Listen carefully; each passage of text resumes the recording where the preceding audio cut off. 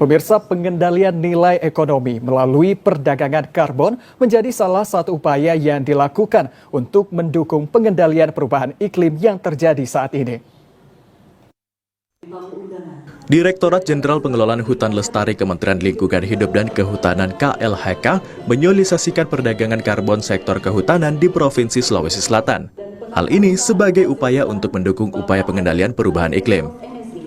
Sekretaris Direktorat Jenderal Pengelolaan Hutan Lestari, Drasos Polino, menuturkan, perdagangan karbon terdiri atas beberapa mekanisme, diantaranya yakni perdagangan emisi dan offset emisi.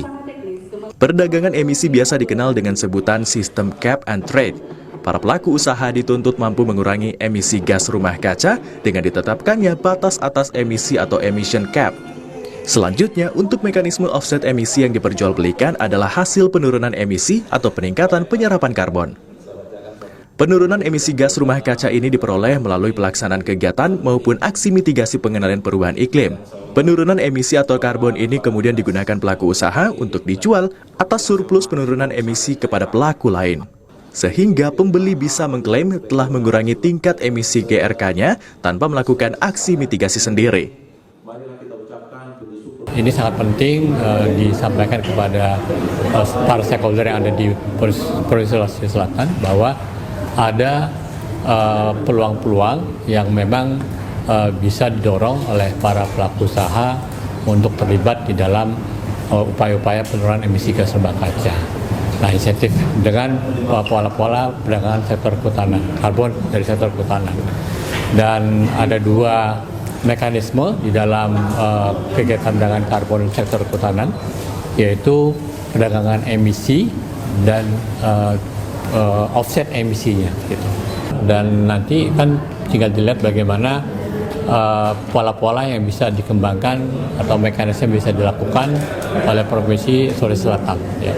Apakah melalui offset emisi gas rumah kaca, apakah dengan perdagangan karbon, atau dengan pola reserve based payment RBP ya.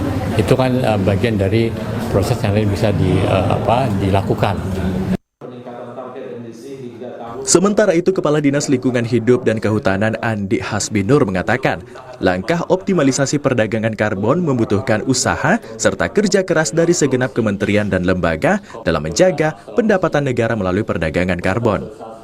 Seluruh stakeholder pengelolaan hutan di Provinsi Sulsel diharapkan dapat memperoleh pemahaman yang baik dari peluang perdagangan karbon yang dapat dikembangkan di daerah.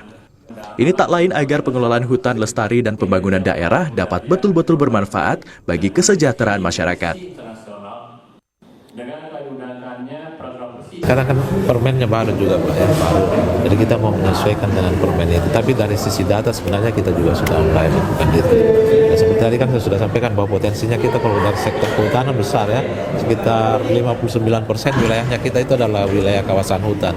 Sehingga cukup tinggi. Artinya untuk kita masuk ke dalam perdagangan karbon sektor kehutanan bagus sekali. Dan memang kita mau mempersiapkan persiapannya ini yang makanya ini kita mau ikut.